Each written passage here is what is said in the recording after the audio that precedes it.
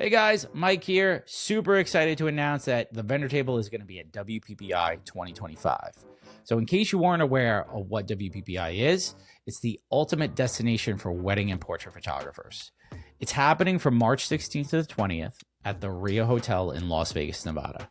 It's your chance to learn from the best in the industry, get hands-on with the latest gear and tech, and connect with like-minded creatives. Plus, you're going to leave there with long-lasting friendships, fresh inspiration, and a whole new passion for your craft. So check out more information and get your tickets with the link in the show notes. Now, let's kick off the episode. Welcome back to the vendor table. Hello. Hello. How you doing? Hello, governor. Hello. How are ya? Can I just say I love the way that Australian people say "nor." What do they say? Nor. No, what's nar? That's how they say no. Really? I never noticed that. I love this massive wave of nor that is happening. Why don't I notice that? I watch Bluey like every day. Oh my god. Well, it's not in Bluey. They don't say, but they're Australian. No, it's the girls. Oh, okay. It's the girlies. Nar? Oh, okay. Well, I Nar. haven't heard this. Okay, this is like chuggy because I fucking nar? No. No, that's just the pronunciation. That's not a whole new word. Oh, but... I thought it was like you were creating a new word. Oh, no. Oh, it's just how nar. they say, oh, nar. What are we talking about? Oh, I don't know. my God. So we're back today. Hello. How you guys doing? I hope everyone's doing great. Yeah, how we doing? How we doing out there? How we doing, fam? Are we getting our back end shit done for the season? Are we Yeah. caught up on galleries? We're likely in January right now, with our episodes dropped and everything like that. So happy New Year. We didn't wish you guys a happy New Year, but happy New Year. We survived. If you're hearing Yeah. this recording, we made it. Yeah, the drones didn't kill us. Shit. Imagine we just automatically cue our episode to release after the end of the world. Oh, fuck. No one can hear us. Yeah, it'd just be in the abyss of space. Wow, that's Dark. very dark. We took a dark turn here. Whoops. Well, we're back today. I put out a thing on Instagram, okay, about, I don't know. I've been thinking of these topics and they're just coming to me lately. So I'm just just throwing them out into the universe and seeing how people respond to it. Okay. But I wanted to see, somebody was on Threads and they had posted wedding vendors really need to understand this. And I guess they were a bride or a groom or something like that. And I was just like, might be a good topic, advice from wedding clients to vendors. Mm-hmm. Okay. Maybe unsung advice.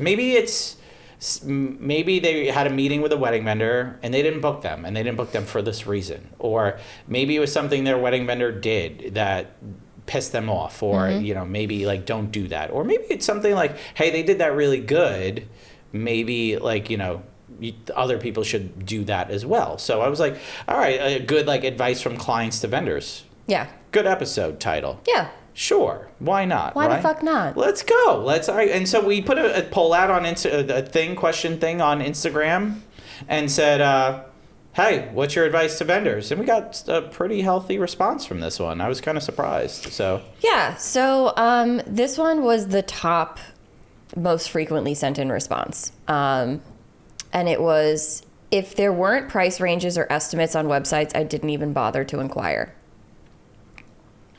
we've talked about this before. This was the most frequently written in response from couples. I think if it's 2025 now. If you don't have your starting prices on your website, I think you're really losing out. And I think that this, keeping prices, even starting prices off the website, was a marketing tactic. Yeah. That was employed a lot and promoted a lot by major photographers in a variety of different regions. Yeah. As a way to get people to inquire because they want to know. Yeah, they want to know, and then they can maybe hook you in a meeting or something like that. Yeah, they think that maybe your personality or what you have to offer, you hyping up what you have to offer is better in theory than seeing starting prices on someone's website. And I can see the value in that for sure. However, we're in dark times right now. Yeah. And also, People don't want to waste their time. Yeah, that's what I was gonna say. I think people are just more impatient now, and I'll be honest with you, if I'm searching for something, a service, and they don't have starting at or a price, at least a starting at price. If you don't have a starting at price on your website, I think you're just doing yourself a disservice right now. Starting prices, average investment, yeah, is a good one too. And listen, the people who want to book you will, or at least are leaning towards booking you or considering you, are gonna hop on a call. Yeah, 100%. But people who are relying on at least understanding a base price, if they see that your starting prices are way too high for them, there's no point for you to even entertain this potential client. No. There really isn't. No. I do think that, having the starting prices on the website, it also deters those people that are, let's just say, window shopping. Mm-hmm. So it's kind of a benefit as a vendor on your end to kind of, you kind of keep those people like back a little bit because they're just deterred. All right. Now, I still have people that inquire with me. I have my starting prices listed on my website, right? They'll still inquire and, they'll say like, hey, you're a little on the top end of my budget. Do you have any custom options, things like that? So fair to ask that. 100%, Absolutely. 100%. I just think that if you're not putting your starting prices on your website, and we are, obviously you guys know we're both wedding photographers here.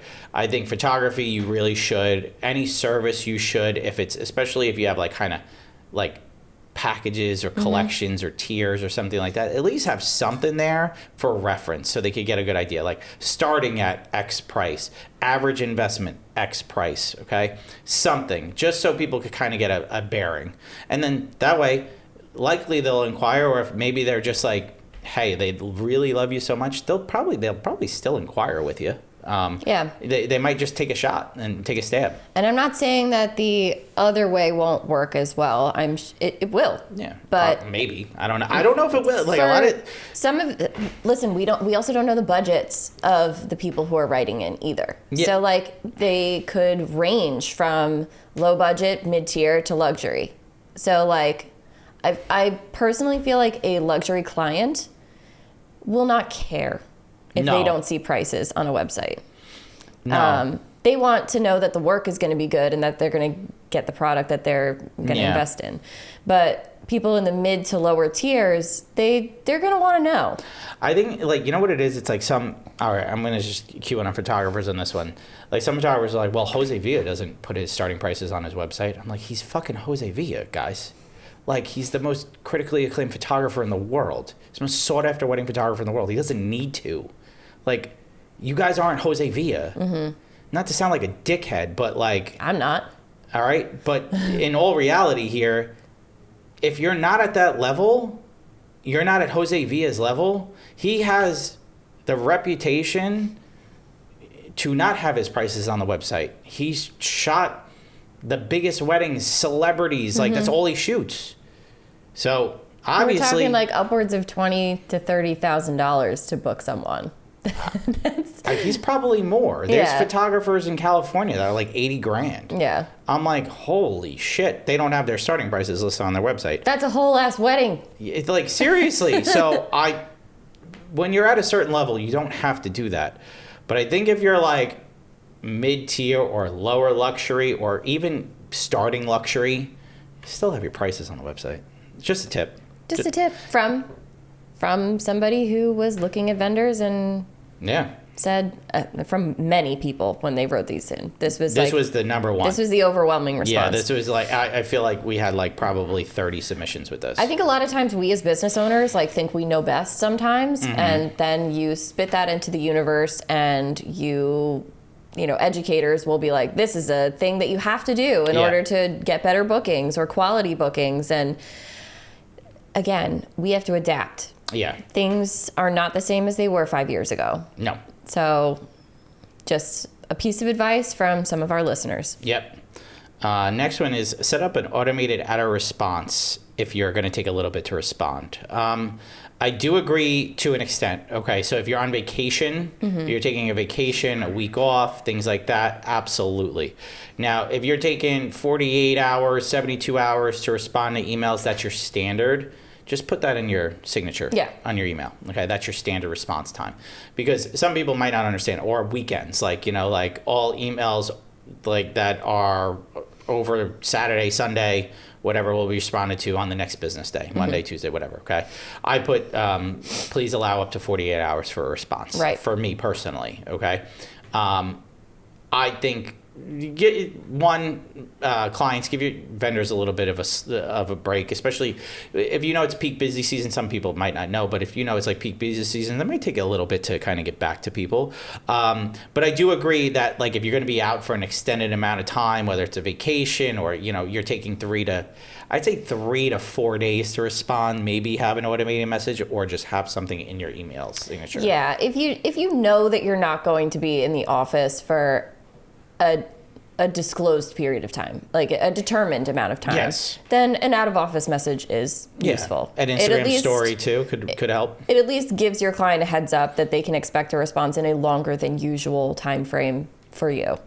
I agree with Mike. I think that adding your business hours and allow for X amount of days for a response, because certain days we devote to certain things. So stopping whatever the heck you're doing and going into your emails can be a whole spiral of things that can set us backwards. So I know personally for me, Mondays are admin days. I go through, I do all of my admin stuff in Honeybook, and then like the next day I focus primarily on editing and getting my galleries done and all that stuff. So every business operates a little differently, and there's no set rule here, but just let your clients know. Yeah, I think that's fair. I think that's a very fair, very fair statement there. I really do.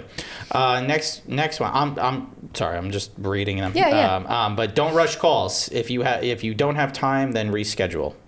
Yeah, sure. You don't want to sound like you're rushing somebody off a call. Tip to anyone out there. I just think we're 2025 right now. I think phone calls are a thing of the past, at least for some people. Like if people are inquiring, I like video chats.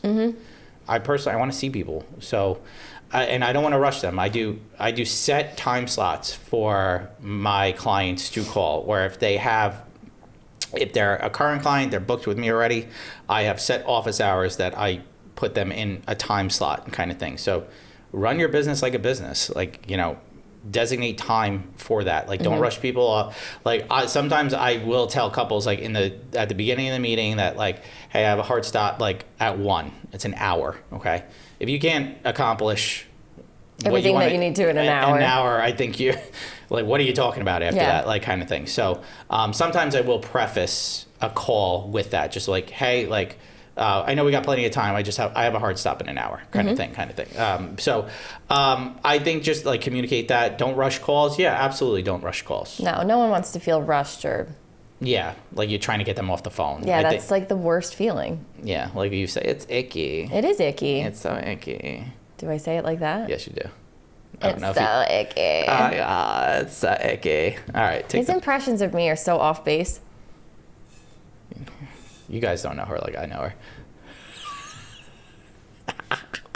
All right.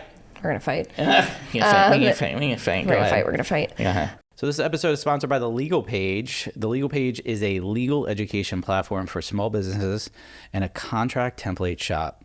They help you get legally legit in minutes. So Lauren. I've been using a Legal Paige contract for a while now. I know you have. And guess what? Did you do it? I did. I took the jump. And I implemented Paige's contract into my proposals and everything. How amazing. Oh my God. There was so much in there that like just covers my bases. That you wouldn't even think of. I'm like, where was this my whole life? So they have literally changed the game for me. They have made me feel a lot more secure in my business. And I really think you guys should take a look. Just take a peek. Just take a peek. Take a peek. And there's also something for anything. Like, I've gotten a couple of destination inquiries and realized that I needed to change my contract. So you can purchase a destination wedding contract. Yeah, maybe if you have a second shooter or an associate shooter and you need an agreement, they have those as well. So it doesn't matter what you are in the industry, whether you're a photographer, videographer, planner, florist, DJ, you name it, the Legal Paige has a contract that will make your business legally legit. All contracts have been reviewed and critiqued by industry-leading professionals and come with free future updates made by the Legal Paige's legal team. And I don't know if you guys know this, but Paige is a retired wedding and family photographer, as well as an attorney. So she has a very unique perspective and expertise when it comes to photography contracts. They offer education through blog posts, podcast episodes, YouTube channel, pretty much you name it. The whole nine. So definitely check them out. Use the link in the show notes to get legally legit. And you know what's really cool about it, Lauren? We got a code. We got a code. Use TVT10. And that will get you what? 10% off anything in the shop. So you want to get your business legally legit? Check out the Legal Paige. We just want to give a special shout out to Maru, one of our sponsors. Maru is a modern payment experience for the weddings and events industry. Maru has added some incredible new features, including the ability to send contracts, create itemized invoices, and our personal favorite, the ability to pay contractors. Love this. Yeah, like that makes me so happy to have a platform that if I need to pay like an associate or a second shooter, I'm paying them right through Maru. It just goes right to their bank account, makes things so nice and easy. It's also so neat and organized. Yes. You can find anything. Super organized. Like, I love it because I'm just like, hey, I got to print it out at the end of the year, send my accountant over for tax purposes and all that stuff. Perfect. It keeps things so nice and neat. Maru is a community of 10,000 plus wedding and event professionals, and it's growing. They offer seamless transactions and a hassle-free payment experience. They make it easy for you to focus on what you do best, creating memorable experiences. So we went over, but with Maru, you could create and share your contract, accept and make payments without processing fees, offer clients a simpler experience, no need to sign up, just pay and go, and pay your contractors, something we both love. So it also keeps all your payments neatly organized in the central hub. You could sign up for free at maru.us/TBT. Communication is so key. Let us know. We will follow up on this date so we know when we can expect to hear from you. Yeah. Yeah. Yeah, 100%. Agree. I'm with it. As a vendor, if you're not communicating well, oh shit. Yeah, it's not good. That's not a good look. That's not a good look. You're automatically, if you're just starting out, you're getting off on the wrong foot. Communicate with your clients. Let them know what's going on. Let them know you have something going on. Let them know you're not going to be able to get back to them. Let them know you're going to be on vacation. Let them know, like, hey, like, it's going to take me a little bit to get back to you, but at the same point, just communicate with your clients. This time of year, we also start seeing a lot of people who have done like Christmas minis or something like that, and they want to get their holiday cards out. And then there's this like, so I say this time of year, but we're recording in December. So it is not January when we're talking right now. But so when people like do sessions close to the time of when they want to get cards out, you have to be aware that your photographer is probably cranking out one of like 30 galleries if they're a mini photographer. Mm-hmm. This is like minis over the course of multiple weekends sometimes, and they are doing their very best to get it done. They give you a turnaround time, and just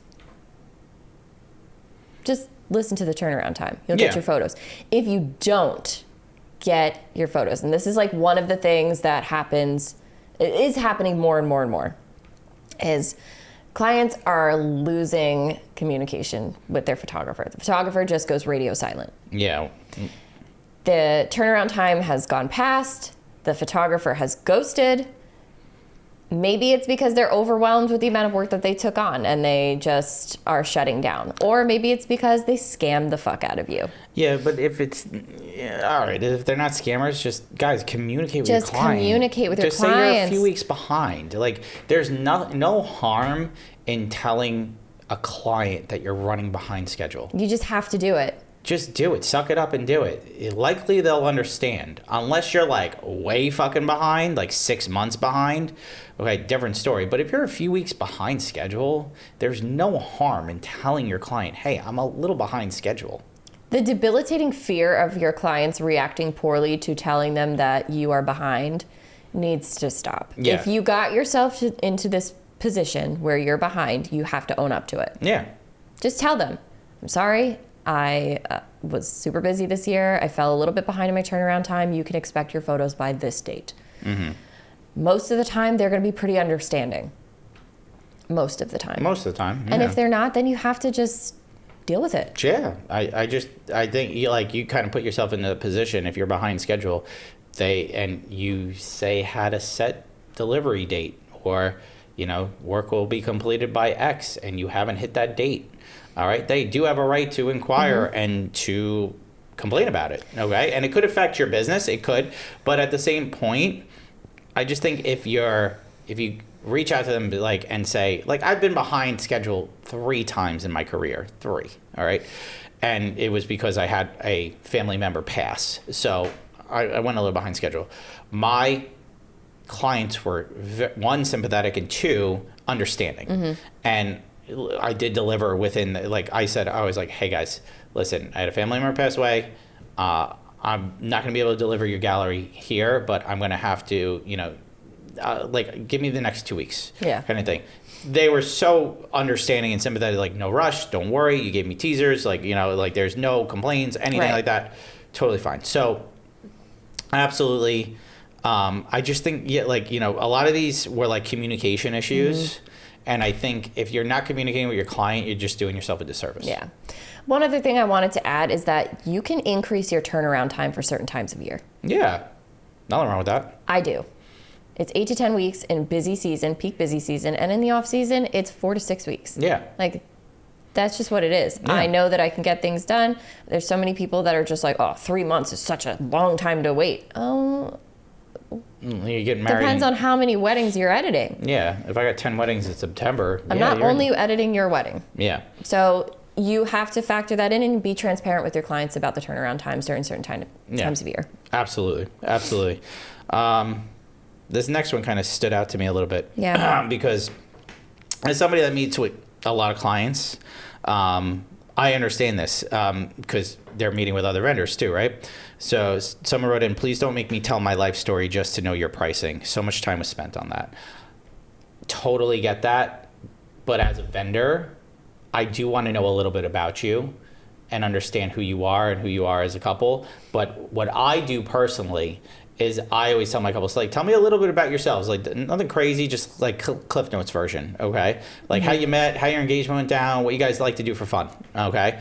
Just a little something, something, so I can get a good idea. And that's enough, but don't, if you're a vendor, you got to understand that they're probably meeting with I don't know how many vendors, and you might not be the only photographer that they're reaching out to. So they have to do this plenty of times. Constantly. Okay? I would just, do a little short thing. Hey, but clients, we want to know a little bit about you too. Okay, we do. And I want to understand who you are. It's interesting because there was another one. I didn't write it down for whatever reason, but another person said that they felt like the person that they met with didn't want to know anything about them. Oh, that's interesting. Yeah. So I think it's one extreme or the other. If you're getting asked so many questions that you're getting overwhelmed and you just want to get down to it, then meet in the middle somewhere. Yeah. Spend 10 minutes getting to know your clients. Yeah. And getting to know, talking about yourself as well. They want to know about you as much as you want to know about them. But don't make them feel like who they are isn't important, that they're just a number. Yeah, I always tell my couples that, you're not a number in my system. You'll never be just a number or anything like that. You could always reach out to me. Make them feel welcome. Make them feel like they're wanted there, and make it feel like, you're sitting down with them. You're giving them your time. Their time is valuable. Your time is valuable. So make it feel valuable to them. But yeah, someone, they wrote in, please don't make me tell my life story just to know your pricing. Right. Again, we go back to putting your prices on your website so that they don't have to know that. Yeah. Just saying. Full circle. Full circle. Did you go or me? I read that one. Okay. Be kind. Most people have never done this before. Yeah, I think as vendors, we lose sight on that a little bit. We all, here even, we often joke oh my God, this trend or whatever, or this or that. we do it so many times as vendors. Like, we see this all the time. We, like, as, you do 20 plus weddings, I do 30 plus weddings a year. We see it a lot. Okay? Most people, this is their only wedding. So, yes, be kind to their ideas, be kind to who they are, be kind to, like, if they have a question or comment, like, don't shake it off. Like, it's like, oh, God, so fucking irritating. I can't imagine okay? having that attitude. I've had clients, like, they ask, like, I'm sorry if this is a dumb question. I'm like, nothing you ask me is a dumb question. I don't expect you to know everything on how weddings work. Ever. Okay? No question is dumb. So you could ask me. Don't be afraid to ask me. Yeah. The amount of people that have, like, probably sat down with me and just been like, you're the first vendor that asked me that, or like the first photographer that I've sat with who, like, it's that kind of thing where they just feel like comfortable. Yeah. Because they can actually talk about certain things. Whereas, like, I can't believe half the shit that some people have told me that they're vendors, or like they sat with a vendor and they said some shit. And I'm just like, what? Yeah. Some of y'all need to, like, God. Need to understand communication. Or like vendors talking shit about their competitors in a meeting. Yeah, like, oh God, that's another one. You stupid assholes. Shut up. Shut the fuck up. Oh my God. Don't talk shit about your competitors. Let yourself speak for yourself. Yeah. Let your work and your business speak for yourself. You don't need to, like, Not a good downgrade look. somebody else's business. You look like absolute trash when you do that. Yeah. Don't fucking do that. If I hear you doing that too, I'm gonna fucking... I actually think that's on here. Yeah, so there was another one on here that said cocky isn't a good look. Don't tell me you're the best. Let your reputation and work speak for itself. So that's pretty in line with what we were just discussing. Yeah. There's a difference between cocky and confident. And I think you could be confident, but to a point where, okay, like, hey, I'm very confident as a wedding vendor. I always ensure my couples, we're going to get it done. Don't worry. Like, I'm going to make sure we're going to get you everything you want. Okay. Cocky is where it's like, yeah, I could do that. I'm fucking awesome. That's cocky. All right. Don't be cocky. Be confident. Yeah. Yeah. Yeah. Yeah. Motherfucker. All right. Next one. Make sure the work on your website and socials is current and consistent with the work you're creating now. Abso-fucking-lutely. Hell yeah. Yeah. Make sure, okay? Because if somebody's inquiring and you got shit that's like 3 years old on your website, you don't work like that anymore, or that's not your style anymore, and they're inquiring for that style, but that's not how you do business anymore. Thanks for reminding me. LaurenO'BrienPhoto.com. It's time. I got to redo the thing. I'm doing a whole overhaul. Yeah, right now. I just the whole started thing's it. getting redone, so bear with me. You know what I started doing? I started designing my guides on my website. Oh my God, please don't do this to me right now. I'm a guides guy. Michael. Can't wait. All right. Okay. I'm just giving you tips and advice. It's too early in the week for this. Well, I'm putting together my 2026 guide on my website this year, just to kind of get me a little more web traffic and like kind of like a little strategy. That's there. what I was thinking, is doing like a hidden web URL, page. right? Little guides on the website. I like that. Right? Yeah. Don't you like the guides on the website? Big guides guy. Here. I can't. Heart. Wait, can I just for a second? Do you see how like fucking Gen Z makes hearts with How do their they make fingers? hearts? No, what do they do? Have you haven't seen Are this? they doing this? What are No. they doing? No, what are they doing? They're doing this? No, motherfucker, no. No, I can't do that. Wait, I can do that. What the fuck is this? Yeah, no, I don't like that. This No. is like arthritis hands. Yeah, it's like this. It's Or this. I liked it like this because I felt like the heart was nicer. That's kind of nice, yeah. The heart was prettier. Yeah, you got long fingers. I'm going to do this. Wait, how do I do it? Now I fucking... That looks like a peach. Yeah, Mine looks like a heart. it does look like a heart. Okay. But whatever. Whatever. Anyway, All right. your finger hearts are stupid. All right, let's do the next one. If you're a wedding pro looking to scale your business, you have got to check out the Abundance Group Mastermind. Yeah, this isn't just like any other program. It's an experience like nothing else in the wedding world. So I worked with Ashley. She's amazing. And let me tell you, she's one of the like really the most generous, genuine people I've ever met. She's built $1 million a year wedding planning company and shares her knowledge and time in a way that's truly unmatched. In the Mastermind, you get unlimited daily voice coaching with Ashley. Yes, really. Access to every course she's ever created, and 2 incredible live in-person events each year. Plus, the group itself is filled with wedding vendors who are scaling, many who are over the $100,000 mark, some even hitting $500,000 plus. Jeez. That's a lot. Yeah, that's pretty damn good. This isn't just about learning. It's about being part of a community that gets it and pushes you to grow, really. So if you're serious about scaling your business, all right, you want to take it to the next level, you got to check this out. What's great for TVT listeners is that we have a special link that allows you to skip the wait list. So check out the link in the show notes for more info. So this one was my favorite. Okay, what's your favorite? Go ahead, read it. Be honest about what you can't do for me. Yeah. I think as vendors, we often try to over deliver and overdo things that maybe we can't deliver on, or we promise our clients that I could do that for you. I could do that for you. When in reality, you know you can't do that. When you know that you can't do something and you promise them the world, you're setting them up for disappointment and you for a world of hurt. Yeah, 100%. I really, really need to just tell them what you could deliver on. Because otherwise, yeah, like Lauren said, you are going to disappoint them and it's going to make you and your business look like trash. Yeah. So what's the tagline? Over promise, or no, like Under promise, over deliver. Yep. Under promise, over deliver. Correct. There we go. Thank you. You're welcome. I appreciate that. All right, we got time for a couple more here. All right, I like this one. Keep an open mind. Let couples be creative and make things their own within reason. I love the addition of within reason. Yeah, I do too, because as a vendor, I do keep an open mind. As a photographer, really, I keep an open mind. I see like inspiration that my couples want and things like that, but I often tell them as a photographer, my goal is to use your inspiration as just that, inspiration.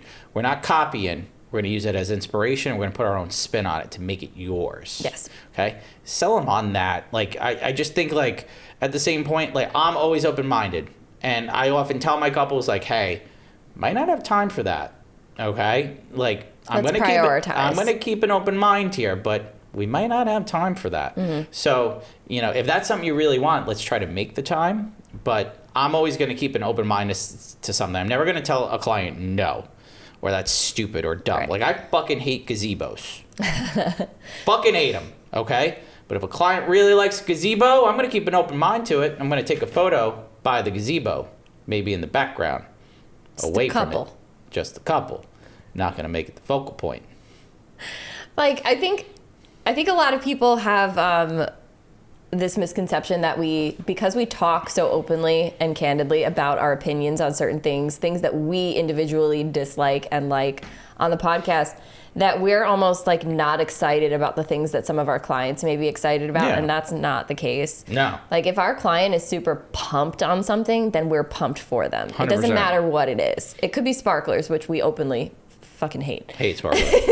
Hate sparklers. But at the end of the day, it's important to our client, so it's important to us to make sure that we do our best to capture it in their vision.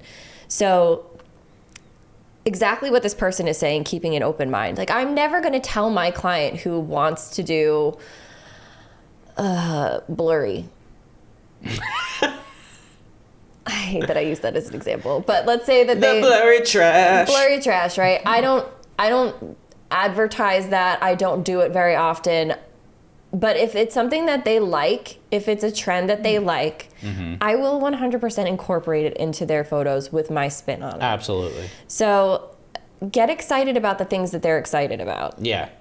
If they ask you for something, if they want something, and it's something you could do and accomplish, and they're excited about it, entertain it 100%. And find a way to make it fucking cool. Yeah, don't be a garbage person. Don't let these trends or things that like clients may love that you're not into limit you. Yeah. Like you can always find a way to make it your own and make it fucking cool. Yeah, we talked about champagne towers and stuff and champagnes and like this and that, all the hot takes, right? Like just put a spin on it. Make it fun. Make it something that you'll never forget. You might even find yourself changing your mind about certain things. Yeah, so. Look at us. Like we hated the blurry trash. We started doing blurry trash this year. I still fucking hate it. Still hate it, but never gonna do blurry details though. You won't see it. You won't squeeze that out of me. Absolutely the fuck not. But I have done blurry trash this year, and I mean, some of mine have been pretty good. So you know what? Fucking blurry trash. Okay. All right. We got maybe time for one or two more. Okay. All right. Don't ghost your couple because you can't fulfill your contract. Honesty goes a long way. Boom. Mm-hmm. Don't run away scared. Yep. You did it. You gotta deal with it. Own up to it. Own up to it. Own up to it. And otherwise, you're gonna get caught by the law. Own up to it. We've seen this quite a bit this past year, 2024, with people ghosting clients and not fulfilling obligations and shit like that. Just fucking own up to it. Business owners, if something has gone wrong in your business and you are scared, I get it. You are scared of facing the consequences of your actions, but running away is not going to solve the problem. It is going to make it so much worse. Yep. Do right by your clients and try to reach a resolution by being direct. Yep. That is the only thing that you can do that's going to potentially save you. Yeah, really. And I fully agree with that. I just think you need to own up to it and just really own up to it. No other way to say that. You know. But I want to finish it on this one. Okay. There's one I want to finish it on. Okay. Okay, because I think this is it's a great one. And whoever wrote this in, I love you. All right. Have boundaries and learn when to say no. Yeah. Mm-hmm. Yep. If you can't do something or you just know you can't do something, you need to tell them no. Maybe it's something on the timeline. We don't have time for this. We can't do this. We can't put this in unless you give me the time to do it. All right. Or you're a photographer, for instance, and that's not your style, or like the inspo image that they sent is something so over the top grand and that you just know as a photographer, it's not going to translate. Yeah. Your capability isn't there. Tell them I can't do that. Mm-hmm. Okay. I think they would take that a lot better than saying I could do that, and then you go to do it and you can't do it. Natural life photographers who have never touched a flesh a day in their life, showing up to shoot a wedding. Venue's dark. What do I do? What do I do? You're setting them up for, you have to know what your limitations are. Yeah. But also, I think that this comes down to, again, just open communication and honesty. Yeah. You have to give them a reason too. Yeah. Like elaborate on why the answer is no. 100%. You can't just say no. No.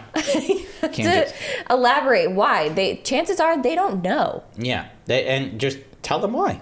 Tell them the reason why you can't do that. And it could be as something like maybe you don't have the capability, maybe we don't have the time, stuff like that. But I think they would be a lot more welcoming to your no response than what you think. So right. Don't be afraid to say no to your clients. I think that is a very important thing in business, that sometimes we just got to say no. It's a good one to wrap it up on. Agreed. Nice. That'll do. I concur. All right, Lauren. Yeah. Where can they find you? You can find me at LaurenO'BrienPhoto.com and Lauren O'Brien Photo and the Feral Photog on Instagram and TikTok. Mike, where can they find you? At Michael Casara Photo on Instagram, TikTok, as well as my website. And you can find us at the Vendor Table Pod on Instagram, TikTok, YouTube, as well as Facebook group.